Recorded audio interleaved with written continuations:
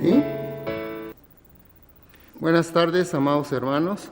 En esta tarde nos toca ver y estudiar la vida y obra del profeta Jonás. Antes de iniciar vamos a hacer una breve oración. Misericordioso y buen Padre, rogamos, Señor, tu presencia en nuestra vida para que nos auxilies, Señor, a entender tu palabra. Nos ayude, Señor, también a tu siervo a exponerla y a mis hermanos que desde sus hogares, Señor, están siguiendo esta transmisión, también puedan ellos entender lo que tu palabra nos dice en este libro de este profeta. En el sagrado nombre de Cristo Jesús te lo rogamos. Amén. El tema, la vida y obra de Jonás, prácticamente está basada en los 4 capítulos. Jonás tiene solamente 4 capítulos y es muy importante, hermanos, que nosotros lo podamos estudiar porque los capítulos son muy breves. La palabra Jonás o el nombre de Jonás significa paloma y dice la Biblia que él era hijo de Amitai.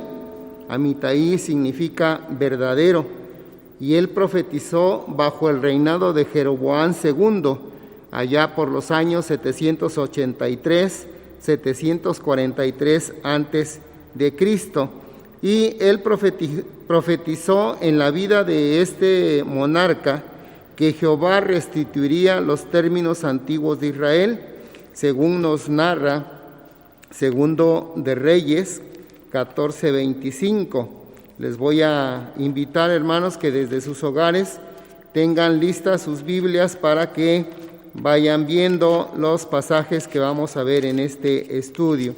Segundo de Reyes 14:25, donde el profeta Jonás le habla a Jeroboam o profetiza lo que iba a suceder. 14:25 dice así: él restituyó, hablando de Jeroboam, desde el 24 para que entendamos, e hizo lo malo en ojos de Jehová y no se apartó de todos los pecados de Jeroboam, hijo de Nabat, el que hizo pecar a Israel.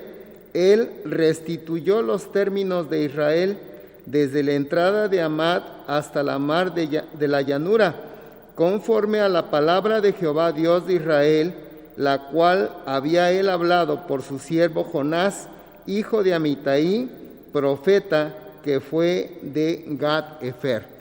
Y efectivamente la palabra del Señor dice que Jonás es originario de Gat-Efer. Entonces Jonás fue oriundo de ese lugar y esta ciudad de Gat-Efer pertenecía a la tribu de Zabulón y estaba situada en la frontera oriental de Zabulón y Neftalí. La tradición actualmente la identifica con la ciudad de El Meset, unos 5 kilómetros al noroeste de Nazaret. El mensaje de Jonás, hermanos, fue dirigido a los habitantes de Nínive, que sería destruida, aunque ya vimos que también profetizó en el pueblo de Israel allá con el rey Jeroboam II. Y esta predicación del profeta Jonás era para el imperio asirio. El imperio asirio, hermanos, cuya capital era Nínive. Y el imperio asirio fue potencia mundial, según nos narra la historia, durante unos 300 años, del año 900 al año 607 antes de Cristo, y aspiró al dominio mundial alrededor del tiempo de la división del reino de Israel. Ustedes recuerdan que se dividió en el norte y en el sur, cuya capital en el norte era Samaria y en el sur era Jerusalén. Y paulatinamente destruyó y absorbió el reino del norte. Y les quiero mencionar la cronología, hermanos, de este imperio asirio. Salmanasar II reinó del 860 al 825 a.C. y él comenzó a talar a Israel. Adad Nirari del 808 al 783, todo es antes de Cristo para no estar repitiendo, y él cobró, dice, tributo a Israel, y fue precisamente en la época de Jonás. Tiglat-Pileser III del 747 al 727 a.C. Él expatrió la mayor parte de Israel. Salmanasar IV, del 727 al 722, y él le puso sitio a Samaria. Sargón II, del 722 al 705, él llevó cautivo al resto de Israel. Sennacherib, del 705 al 681, él invadió Judá en tiempos del profeta Isaías. Esar Adón, 681 al 668, era un rey muy poderoso, un monarca muy poderoso. Asur Banidal, del 668 al 626, y era sumamente poderoso y brutal en la época del profeta Nahum. Dos reyes débiles vinieron después, del 626 al 607, y fueron los que propiciaron la caída del imperio asirio. Así pues, Jonás fue llamado, hermanos, por Dios para prolongar la vida de una nación enemiga que aún entonces estaba en proceso de exterminar su propia nación. No es extraño, hermanos, que Jonás huyera, porque Jonás, según lo vemos en su libro, pues amaba mucho a su patria y era nacionalista y les tenía cierto rencor a los asirios, porque así se ve, nos explica de otra manera. Entonces, el tema es la vida y obra del profeta Jonás, y no les doy un pasaje en especial porque son los cuatro capítulos, y voy a basar mi estudio en los 4 capítulos. En cada capítulo voy a dar una sección de él, espero que no sea muy largo y que no los aburra. Entonces, en primer lugar, vida y obra del profeta Jonás, y vamos a ver en este capítulo 1, ahí sí lo pueden ver en el libro del capítulo 1, desobediencia, vamos a encontrar en el capítulo 1, desobediencia y misericordia. La desobediencia corresponde a Jonás. Él recibió el mandato directo del Señor, Jehová, para que predicara en Nínive. Así lo dice el versículos 1 y 2 de este libro. Dice: y fue palabra de Jehová a Jonás, hijo de Amitai, diciendo: levántate y ve a Nínive, ciudad grande, y pregona contra ella, porque su maldad ha subido delante de mí. A Dios le plugo en su infinita misericordia hablarle a Nínive, a pesar de que era enemigo de Israel. Dios en su infinita misericordia tiene un mensaje para los ninivitas. Jonás, lejos de obedecer, hermanos, la palabra del Señor, huye, dice la Escritura, de la presencia de Jonás. Jonás se levantó para huir de la presencia de Jehová, verso 3, a Tarsis, y descendió a Jope, y halló un navío que partía para Tarsis, y pagando su pasaje entró en él para irse con ellos a Tarsis de delante de Jehová.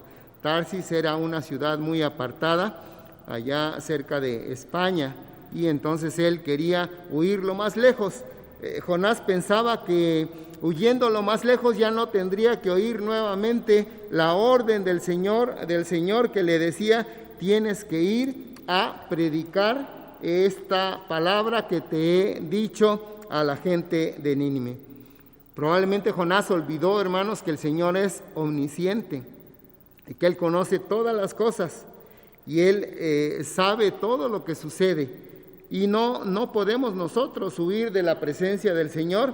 encontramos en el Salmo 139:7, Salmo 139:7, lo que la palabra del Señor nos dice respecto a lo que es Dios. 139, verso 7 del libro de los Salmos, dice así: ¿A dónde me iré de tu espíritu? ¿Y a dónde huiré de tu presencia? No había lugar donde pudiera esconderse Jonás.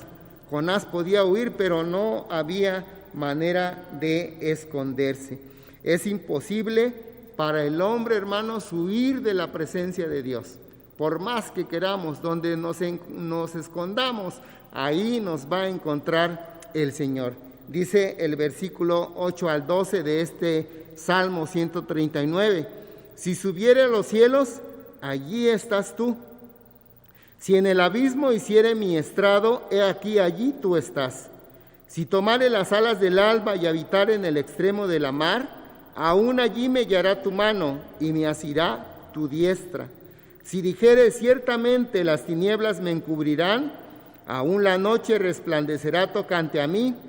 Aún las tinieblas no encubren de ti, y la noche resplandece como el día. Lo mismo te son las tinieblas que la luz. Entonces no había manera, no había forma, y no hay forma de escaparse del juicio de Dios o de su palabra cuando Él nos da una instrucción, como el caso de Jonás. Jonás pensaba, hermanos, que los gentiles no tenían derecho a la salvación y que ésta solo pertenecía o solo era privativo del pueblo de Israel. Y muchos judíos, sobre todo los judíos de todas las épocas, creyeron que solamente ellos eran el pueblo elegido y que por lo tanto Dios no tenía nada que ver con los otros pueblos y los gentiles eran vistos con desprecio por el pueblo de Israel. El Señor Jesucristo, hermanos, luchó contra este concepto equivocado durante su ministerio. Allá en el Evangelio según San Lucas, capítulo 4, el Señor Jesús les hace saber en su estancia en la sinagoga de Nazaret, les hace saber que Él también tiene trato con las demás personas. Lucas 4, 25 al 29. Lucas 4, 25 al 29 dice así: mas en verdad os digo que muchas viudas había en Israel en los días de Elías, cuando el cielo fue cerrado por 3 años y 6 meses, que hubo una grande hambre en toda la tierra, pero a ninguna de ellas fue enviado Elías, sino a Sarepta de Sidón, a una mujer viuda. Esta mujer era extranjera, no era de la tribu de Israel. Y muchos leprosos, dice, había en Israel en tiempos del profeta Eliseo, mas ninguno de ellos fue limpio, sino Naamán el Siro. Naamán el Siro fue el único que fue limpio. Entonces todos en la sinagoga dice que fueron llenos de ira oyendo estas cosas y levantándose le echaron fuera. Ellos no querían ningún trato con los gentiles. Ya vimos que el Señor hizo también el bien a aquellos, o escogió a aquellos que no eran de su pueblo. Y también lo hace saber en la parábola del buen samaritano, allá en el capítulo 10, versículos 30 al 37, donde Él expresa que el buen samaritano tuvo compasión de un hombre que había sido herido, lejos de que la tuvieran los sacerdotes y los escribas, que eran quienes debían de dar el ejemplo de cómo se tenía que servir al Señor. Nomás menciono la cita, es Lucas 10, versículo 30 al 37, y es la parábola del buen samaritano. La desobediencia del hombre pecador, hermanos, que no ha conocido a Dios, le traerá muerte y juicio, pero el santo y redimido, si peca en contra de Dios, encuentra el castigo y la disciplina de Él. Allá lo dice en 1 Corintios 11, 32. Primera Corintios 11, 32. Dice así la palabra de el Señor: mas siendo juzgados, somos castigados del Señor, para que no seamos condenados con el mundo.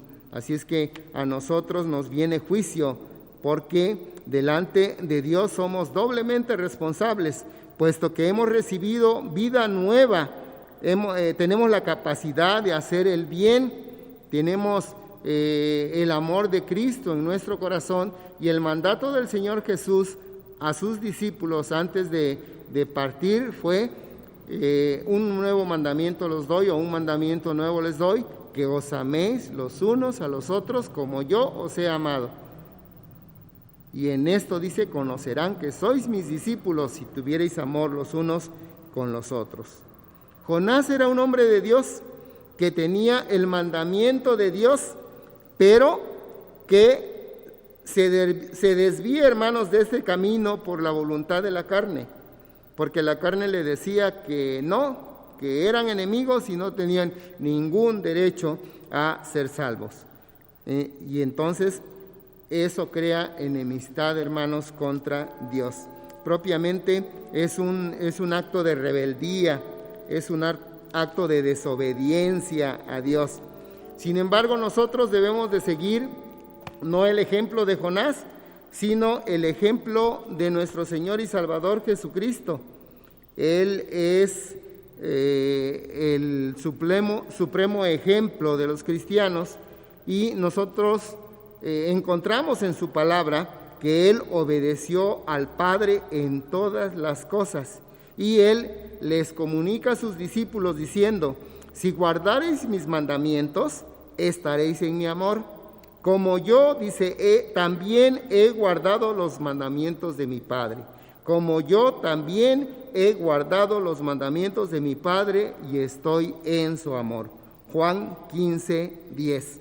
Entonces vemos la rebeldía, vemos la desobediencia de el profeta, pero encontramos también la misericordia de Dios, y es la misericordia mostrada, hermanos, para los marineros de aquel barco donde Jonás se quería huir de la presencia del Señor.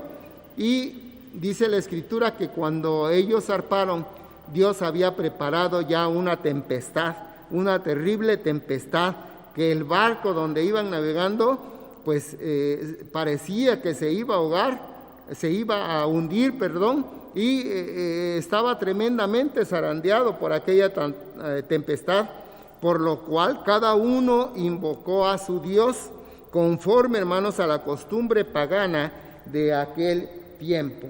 Lo podemos ver en los versículos 4 y 5 de este primer capítulo de Jonás. Dice: mas Jehová hizo levantar un gran viento en la mar, e hízose una tan grande tempestad en la mar, que pensóse se rompería la nave. Y los marineros tuvieron miedo, y cada uno llamaba a su Dios, y echaron a la mar los enseres que había en la nave para descargarla de ellos. Jonás, empero, se había bajado a los lados del buque y se había echado a dormir. Jonás se fue a dormir, él no se preocupó por la suerte de la nave. Él sabía pues que estaba esta tempestad, pues él tranquilo se fue a dormir, porque sabía que Dios lo protegía, él servía a Dios, pero no tuvo para nada en cuenta el dolor de aquellos marineros. La Escritura narra, hermanos, que entonces echaron suertes para encontrar al culpable, y Dios permitió que por este medio, hermanos, los marineros supieran quién era el verdadero responsable de lo que les estaba sucediendo. Echaron suertes, y dice la Escritura que la suerte cayó sobre Jonás. Verso 6: y el maestre de la nave se llegó a él y le dijo: ¿qué tienes, dormilón? Levántate y clama a Dios, quizá Él tendrá compasión de nosotros y no pereceremos, dice la Escritura. Y el 7: y dijeron cada uno a su compañero: venid, echemos suertes para saber por quién nos ha venido este mal. Y echaron suertes, y la suerte cayó sobre Jonás. Jonás entonces tuvo que contarles la historia, el motivo por el cual Dios envió la tempestad. Él les tuvo que decir que servía al Dios que era su profeta, su enviado, pero que Dios lo mandó a predicar a Nínive y él se negó rotundamente, por eso se embarcó en la nave para huir de la presencia del Señor. Y eso lo encontramos de los versículos 8 al 10. Jonás, hermanos, le dio la solución al problema que ellos tenían en ese momento. En ese momento que estaban ellos viviendo esta terrible tempestad, pero los marineros no querían llegar a ese extremo de arrojar a la mar a aquel que a los ojos de ellos y de la suerte que habían echado, había caído en Jonás. El mar, sin embargo, el mar, dice la Escritura, se embravecía más y no tuvieron más remedio que arrojarlo, no sin antes clamar a Dios, pidiendo perdón y misericordia por lo que iban a realizar. Versos 12 al 15, dice así: Él le respondió: tomadme y echadme a la mar, y la mar se os quietará, porque yo sé que por mí ha venido esta gran tempestad sobre vosotros. Y aquellos hombres trabajaron por tornar la nave a tierra, mas no pudieron, porque la mar iba más y se embravecía sobre ellos. Entonces clamaron a Jehová y dijeron: rogámoste ahora, Jehová, que no perezcamos nosotros por la vida de aqueste hombre, ni ponga sobre nosotros la sangre inocente, porque tú, Jehová, has hecho como has querido. Y tomaron a Jonás y echáronlo a la mar, y la mar se aquietó de su furia. Dice la Escritura que una vez aquietado el mar, aquellos hombres, hermanos, tuvieron temor, tuvieron miedo por lo que vieron, porque efectivamente Dios se estaba manifestando a ellos a través de su misericordia para no hacerles daño y para que ellos pudieran librar la tempestad que parecía que hundía la nave. Dios tuvo misericordia entonces para aquellos hombres que no pertenecían al pueblo de Dios. Tengamos esto muy en cuenta, ellos no pertenecían al pueblo de Dios. Jonás no se preocupó en ningún momento por el problema de ellos, yéndose a dormir. El profeta se sentía seguro. Ahora bien, por la desobediencia de Israel, Dios desechó a su pueblo y encargó a la iglesia el testimonio de Jesucristo mediante la predicación del evangelio o de su palabra. Dios inició su trato con la iglesia. Allá en Romanos 11:22, el apóstol Pablo habla sobre esta situación. Romanos capítulo 11, Romanos 11, hermanos, voy a invitarles para que en sus hogares busquen esta porción. Romanos 11, verso 22, dice así: mira pues la bondad y la severidad de Dios, la severidad ciertamente en los que cayeron, mas la bondad para contigo, si permanecieres en la bondad, pues de otra manera tú también serás cortado. ¿Quiénes fueron, hermanos, los que cayeron? Aquellos que desobedecieron al Señor, aquellos que lo rechazaron, que fue precisamente el pueblo de Israel. Y el Señor empezó a tener tratos con la iglesia. Y Él va a tener este trato con la iglesia, hermanos, hasta el tiempo establecido por Él mismo para tratar otra vez con su pueblo. Este mismo pasaje de Romanos, versículos 25 al 27, dice: porque no quiero, hermanos, que ignoréis este misterio, para que no seáis acerca de vosotros mismos arrogantes, que el endurecimiento en parte ha acontecido en Israel hasta que haya entrado la plenitud de los gentiles. Escuchemos bien: hasta que haya entrado la plenitud de los gentiles. Y luego todo Israel será salvo, como está escrito: vendrá de Sión, dice el libertador, que quitará de Jacob la impiedad. Y este es mi pacto con ellos cuando quitare sus pecados. Entonces, hermanos, ellos son muy amados por causa de la promesa que el Señor le hizo a Abraham. En segundo lugar, vamos a ver en este tema, la vida y obra del profeta Jonás, vamos a ver su oración, la oración de Jonás y la respuesta. Oración de Jonás y la respuesta. Lo encontramos en el capítulo 2 para que tengan abiertas sus Biblias. Jehová previno, dice la Escritura, un gran pez muy grande que tragara a Jonás, y Jonás permaneció en el vientre del pez 3 días y 3 noches. El Señor Jesucristo hace mención a este suceso allá en el Evangelio según San Mateo, hermanos, capítulo 12, versículo 40. Mateo capítulo 12, versículo 40. Dice así la palabra de el Señor. Dice, porque como estuvo Jonás en el vientre de la ballena 3 días y 3 noches, así estará el Hijo del Hombre en el corazón de la tierra 3 días y 3 noches. Y en este mismo Evangelio, en el capítulo 16, verso 4, dice de la siguiente manera: la generación mala y adulterina demanda señal, mas señal no le será dada, sino la señal de Jonás profeta, y dejándolos se fue. Porque el Señor iba a estar en el corazón de la tierra 3 días, 3 noches, y después iba a resucitar. Entonces aquí encontramos, hermanos, que Jonás era un tipo de Cristo, o es un tipo del Señor Jesucristo, significando en su oración la sentencia de Jesús en la tumba sin que viera corrupción. Verso 7 del capítulo 2 de Jonás, versículo 7, dice de la siguiente manera: descendí a las raíces de los montes, la tierra echó su cerradura sobre mí para siempre, mas tú sacaste mi vida de la sepultura, oh Jehová, Dios mío.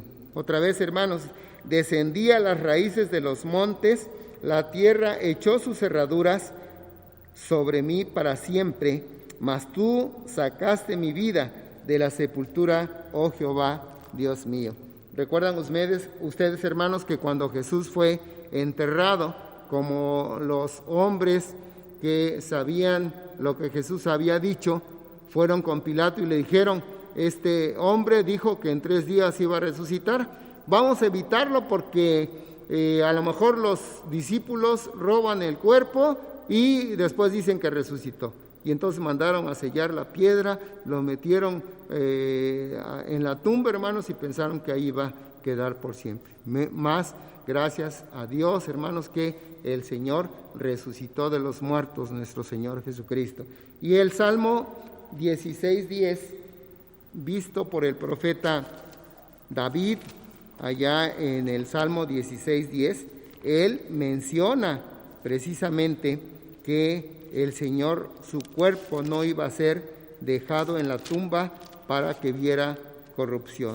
Salmo capítulo 16, verso 10, dice: porque no dejarás mi alma en el sepulcro, ni permitirás que tu santo vea corrupción.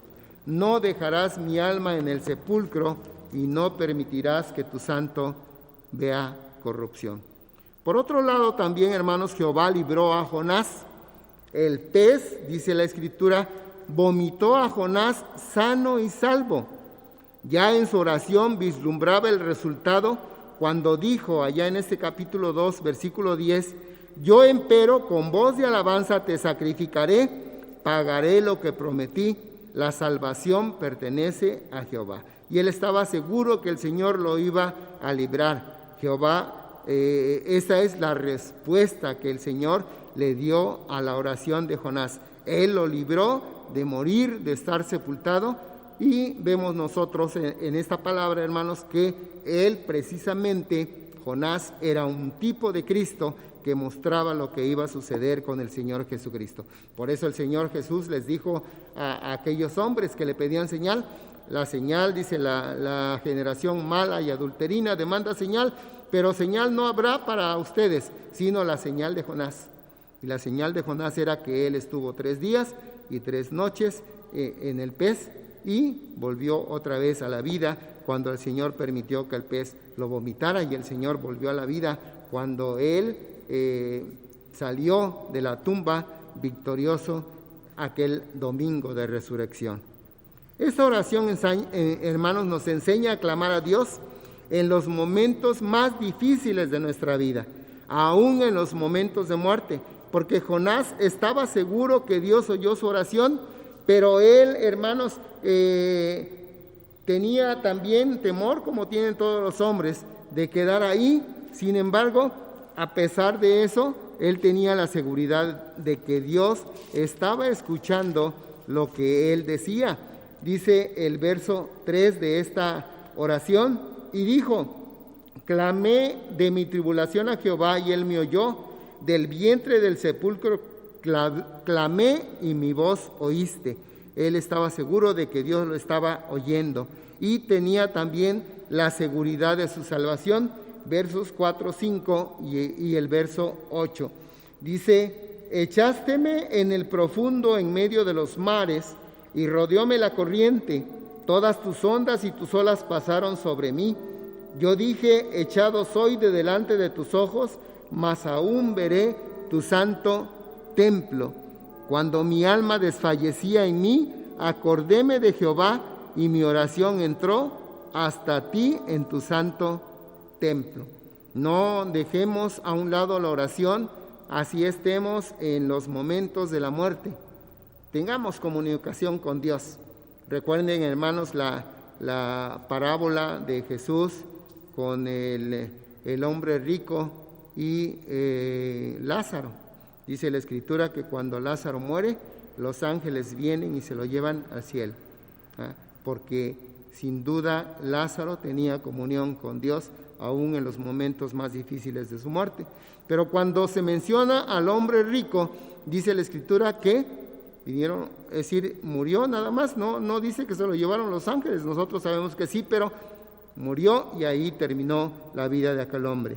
Jonás fue señal a los ninivitas, porque ellos supieron de lo que había pasado con Jonás, y esto fue algo que movió el corazón de ellos, utilizado por el Espíritu Santo para que ellos se arrepintieran. Pero también, hermanos, lo fue para su pueblo, que no entendió la enseñanza y demandaba señal de Jesús para creer en él. Lucas, vamos a ver lo que dijo el Señor Jesucristo. No vamos a hablar nada más así, sino vamos a verlo directamente en Lucas capítulo 11. Ya leímos, pero ahora es el versículo 29 y 30. Lucas 11, 29 y 30. Dice: y juntándose las gentes a él, comenzó a decir: esta generación mala es señal busca, mas señal no le será dada sino la señal de Jonás. Porque como Jonás fue señal a los ninivitas, así también será el Hijo del Hombre a esta generación. Entonces, Jonás, hermanos, es un tipo de Cristo que mostró la resurrección del Señor Jesucristo, que se levantó victorioso aquel domingo de resurrección. En tercer lugar, vamos a ver la predicación y el arrepentimiento. Predicación y arrepentimiento. En el pasaje lo encontramos en el capítulo 3. La misericordia, hermanos, es tan grande que brinda a su profeta la oportunidad de obedecer y realizar la voluntad del Señor, instruyéndolo para ir a Nínive a publicar su mensaje. Noten qué misericordioso es el Señor con nosotros, porque muchas veces pecamos, muchas veces hacemos lo malo delante de Él. Jonás se rebeló contra Él, se rebeló contra sus órdenes. Él era su siervo y se rebeló. En aquel entonces, hermanos, un siervo que se rebelara era digno de muerte, y era digno de recibir azote según fuera la falta. Pero él se había rebelado, hermanos, completamente de Dios.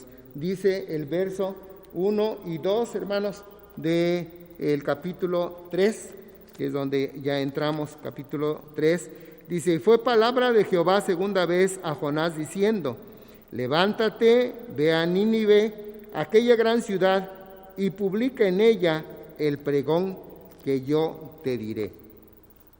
Dios seguía interesado en la predicación del evangelio para los ninivitas, pero le estaba dando una segunda oportunidad a Jonás.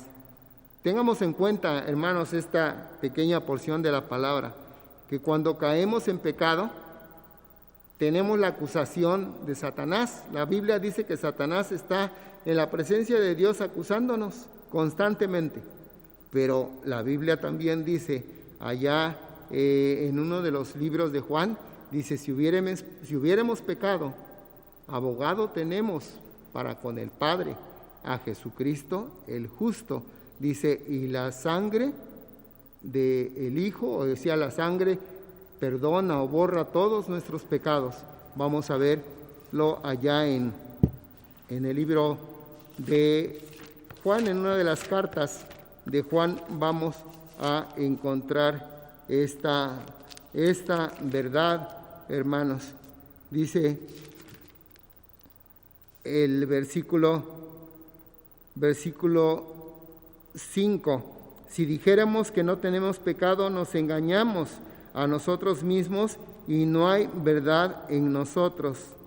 Dice el 7: mas si andamos en luz, como Él está en luz, tenemos comunión entre nosotros, y la sangre de Jesucristo, su Hijo, nos limpia de todo pecado. Si es que tenemos esa oportunidad, Dios le dio la oportunidad a Jonás y nos da también la oportunidad a nosotros de arrepentirnos. Jonás obedece entonces la orden de Dios. Durante 3 días, hermanos, tendría que recorrer Nínive y predicar durante esos 3 días. Y el mensaje de Dios, este mensaje es bastante sencillo. De aquí a 40 días, Nínive será destruida. De aquí a 40 días, Nínive será destruida. Versos 3 y 4. Algunos comentaristas dicen que Jonás, pues el mensaje que tenía que entregar era bastante sencillo. Yo siento que este es el resumen de lo que Dios quería decir al pueblo de Nínive, pero sin duda muchos se acercaban para preguntar cuál era la razón por la cual Nínive iba a ser destruida. Y la razón ya la había dado Dios. Sus pecados ya habían llegado al límite y era necesario borrarlos de su presencia, es decir, hacer justicia con ellos, porque el pecado de ellos ya había llegado a los límites que Dios establece para no castigar. El arrepentimiento, hermanos, que vemos en la vida y la obra del profeta Jonás, fue la respuesta a este poderoso mensaje que esparció Jonás por toda la ciudad de Nínive, una ciudad grande, una ciudad de 120,000 personas, dice la Escritura, y la anduvo recorriendo y anduvo predicando. De aquí a 40 días, Nínive será destruida. El mensaje de su palabra, hermanos, tuvo un efecto tremendo en aquella gente de Nínive. El apóstol Pablo dice allá en Romanos 10:17 que luego la fe es por el oír y el oír por la palabra de Dios. La fe es por el oír y el oír por la palabra de Dios.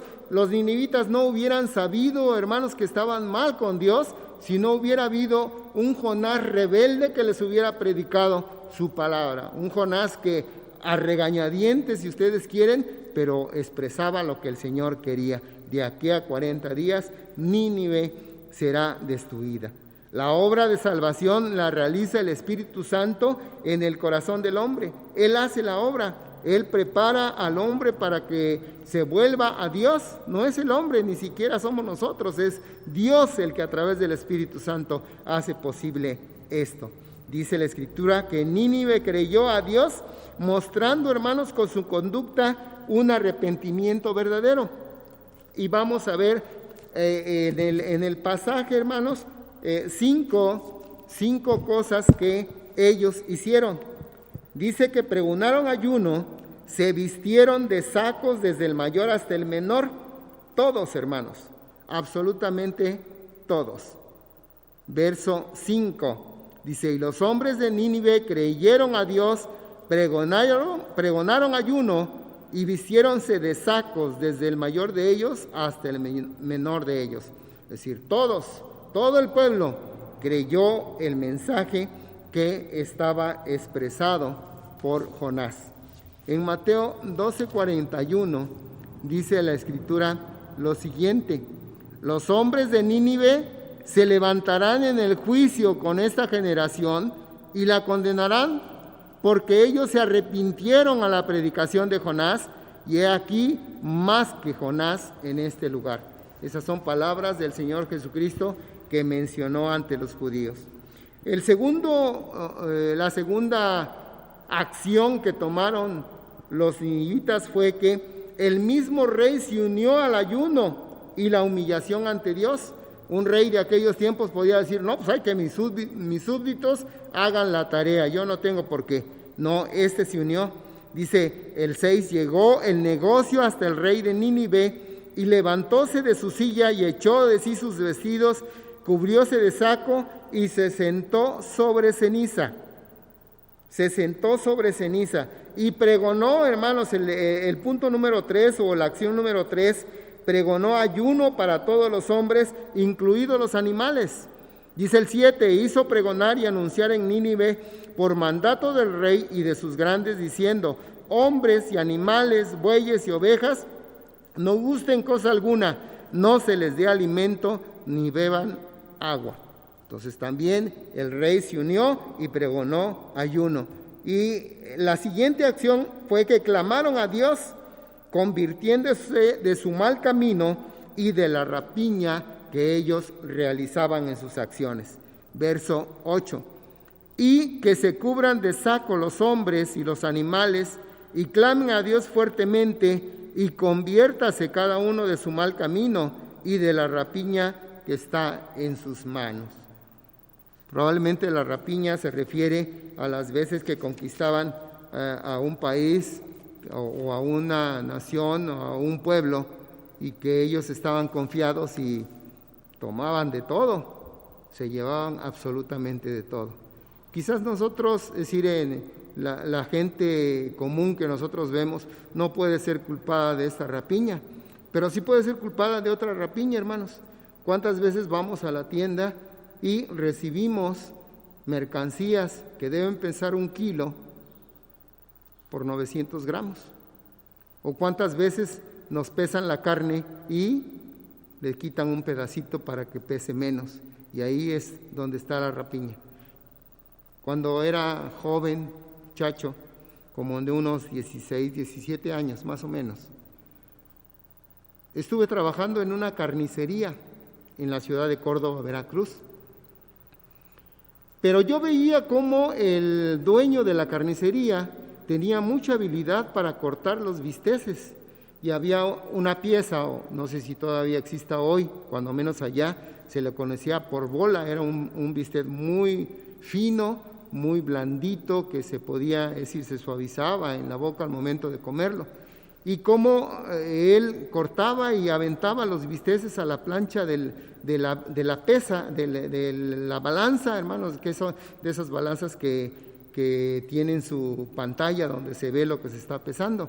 Pero en el momento en que ya le hablaba y distraía al cliente para decirle cuánto estaba pesando su carne, con el mismo cuchillo con que cortaba, como era un cuchillo largo, bajaba la plancha, de tal manera que se hiciera más el peso.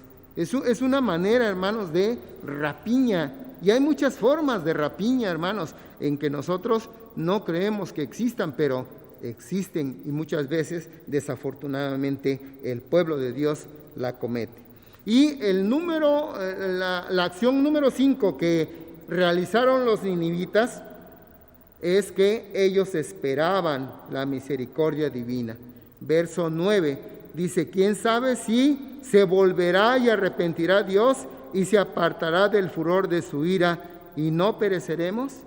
Dice, ¿quién sabe si volverá y arrepentirá Dios si se apartará del furor de su ira y no pereceremos. Ellos pensaban que Dios se arrepentía de las acciones que tomaba, pero Dios no se arrepiente. La Biblia dice que Dios no es hijo de hombre para que mienta, ni hijo de hombre para que se arrepienta. Él no se arrepiente de sus determinaciones. Él tiene piedad y tiene misericordia, pero no se arrepiente. En 2 de Samuel 5, segundo de Samuel 12, versículo 22, nosotros podemos encontrar las siguientes palabras.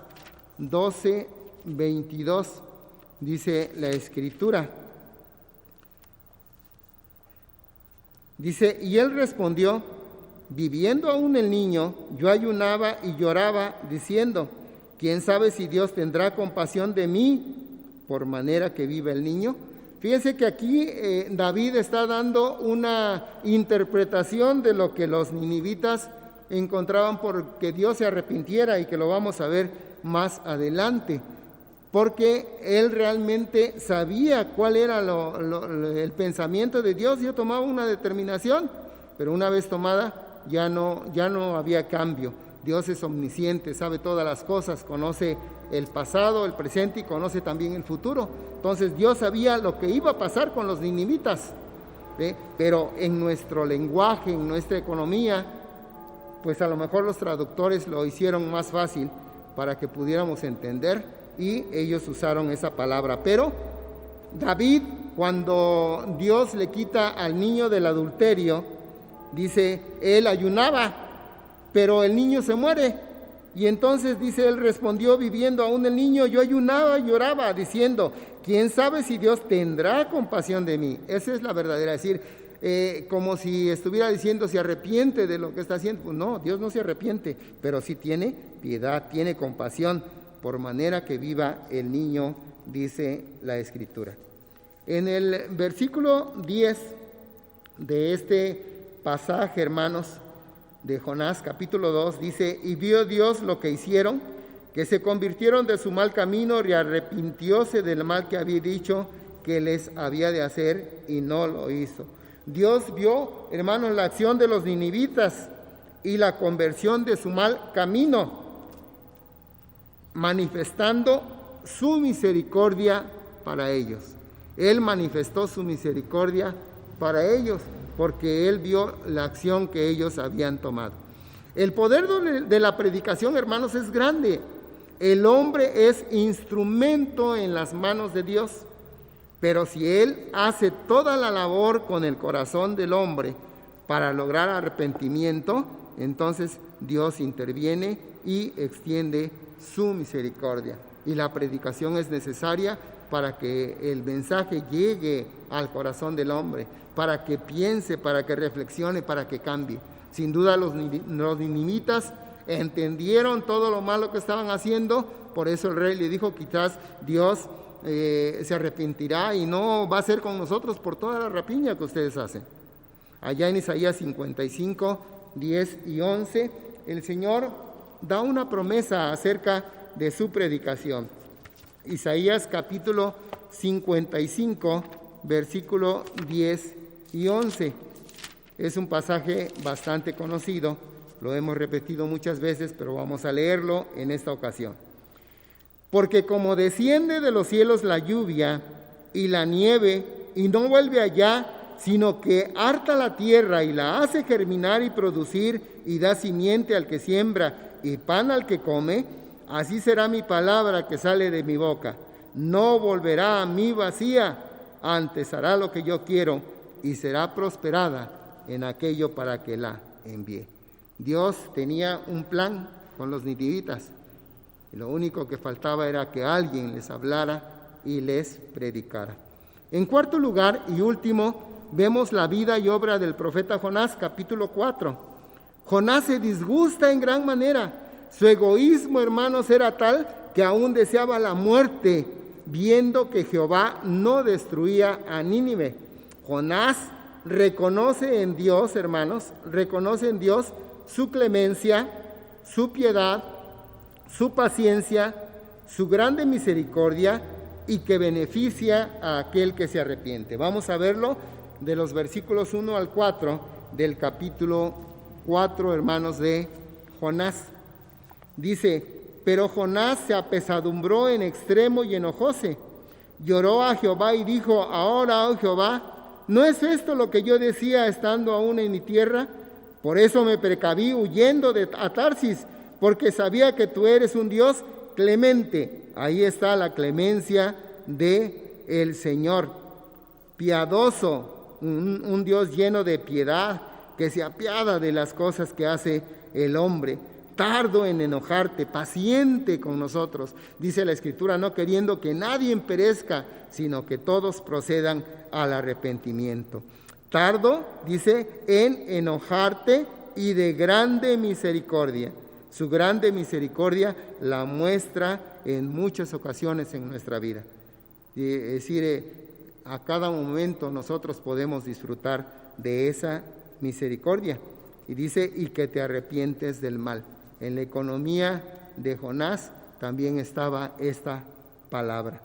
Pero al arrepentirse del mal, no era precisamente arrepentirse como ya les dije, sino era usar de su piedad, de su misericordia, para beneficiar a aquel que se arrepiente, como lo hicieron los ninivitas.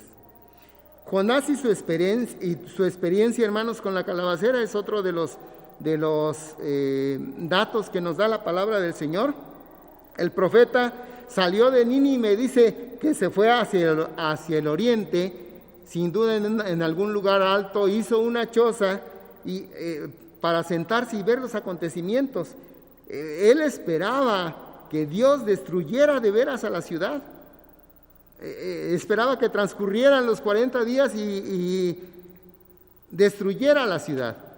Pero Dios no lo hizo así. Él se sentaba en aquella tienda para que le diera cierta sombra, pero no era completa la sombra, el viento solano le afectaba bastante. Dios preparó, dice, una calabacera que defendiese a Jonás del calor del sol. Salió y murió esta calabacera en espacio de 2 noches, y el profeta se disgustó grandemente deseando morir.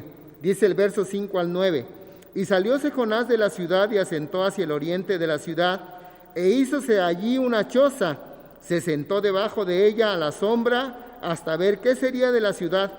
Y preparó Jehová Dios una calabacera, la cual creció sobre Jonás para que hiciese sombra sobre su cabeza y le defendiese de su mal. Y Jonás se alegró grandemente por la calabacera. Mas Dios preparó un gusano al venir la mañana del día siguiente, el cual hirió a la calabacera y secóse. Y acaeció que al salir el sol, preparó Dios un recio viento solano, y el sol hirió a Jonás en la cabeza y desmayábase, y se deseaba la muerte, diciendo: mejor sería para mí la muerte que la vida. Entonces dijo Dios a Jonás: ¿tanto te enojas por la calabacera? Y él respondió: mucho me enojo hasta la muerte. Ahí tenemos a un hombre discutiendo y disputando con Dios. Y Dios paciente con su profeta, porque no lo destruyó, no le hizo daño. ¿Recuerdan ustedes cuando unos hombres fueron a decirle a el profeta que descendiera porque el rey le estaba hablando? Y el profeta dice: sí, yo soy profeta de Dios, descienda fuego del cielo y te consuma con tus 50. El profeta no tuvo tanta paciencia como Dios tiene paciencia con nosotros y tuvo paciencia con Jonás. Dios deja saber, hermanos, en este pasaje a Jonás su determinación, por qué realmente hizo esto que hizo, por qué lo realizó. Y entonces Dios Jehová mostró su misericordia para Nínive, que aunque era capital de los enemigos de Israel, para él eran muy importantes. Las almas de los hombres son muy importantes para Dios. Y dice el verso 10 y el verso 11: y dijo Jehová: ¿tuviste tú lástima de la calabacera, en la cual no trabajaste, ni tú la hiciste crecer, que en espacio de una noche nació y en espacio de otra noche pereció? Y no tendré yo piedad de Nínive, aquella grande ciudad donde hay más de 120,000 personas que no conocen su mano derecha ni su mano izquierda y muchos animales. Fíjense cuántas personas había en Nínive, más de 120,000 personas, pero andaban errantes, no tenían ninguna esperanza de salvación, andaban perdidos, hermanos, completamente perdidos. Pero Dios mostró su misericordia, y a pesar de que eran enemigos, de que eran de los gentiles, Dios permitió salvación para ellos. Dios muestra, hermanos, su amor y misericordia para todo mortal. Así lo deja saber en Éxodo 34, versículos 6 y 7, cuando Moisés le dice que vaya con él. Si tú no fueres conmigo, yo no voy a ir. Y entonces le dijo, yo voy a ir contigo. Y animado por la conversación que tenía con Dios, se atreve Moisés a decirle, muéstrame tu gloria. Entonces vamos a ver lo que dice Éxodo 34, versículos 6 y 7. Dice, y pasando Jehová por delante de él, proclamó, Jehová, Jehová fuerte, misericordioso y piadoso, tardo para la ira, grande en benignidad y verdad, que guarda la misericordia en millares, que perdona la iniquidad, la rebelión y el pecado, y que de ningún modo justificará al malvado, que visita la iniquidad de los padres sobre los hijos, y sobre los hijos de los hijos, sobre los terceros y sobre los cuartos. He aquí mencionado por Moisés mismo la misericordia de Jehová. Y esta misericordia, hermanos, también es conocida por el profeta Jeremías. Lo podemos encontrar en Lamentaciones 3, versículos 22 y 23. Es un texto también conocido y amado por cada uno de nosotros. Lo repetimos muchas veces para saber que la misericordia de Jehová no nos va a destruir. Lamentaciones 3, 22 y 23. Dice, es por la misericordia de Jehová que no somos consumidos, porque nunca decayeron sus misericordias. Nuevas son cada mañana, grande es tu fidelidad. Como en una ilustración, un predicador en alguna vez dijo, las misericordias de Jehová son como un cheque dado a la persona para que lo gaste. Tiene todo el día para gastarlo. Si no se lo gasta, pues ahí se queda en la cuenta, pero a la mañana siguiente aparece otro cheque nuevamente lleno de misericordias. Y en otros pasajes de las Escrituras también se muestra la misericordia del Señor para el hombre. Además, hermanos, muestra ese amor y misericordia para el hombre, el Señor, al haber enviado a su Hijo al mundo para que este mundo sea salvo por él. Conocemos de sobra el versículo clave de Juan 3:16. Porque de tal manera amó Dios al mundo, que ha dado a su Hijo unigénito, para que todo aquel que en él cree no se pierda, mas tenga vida eterna.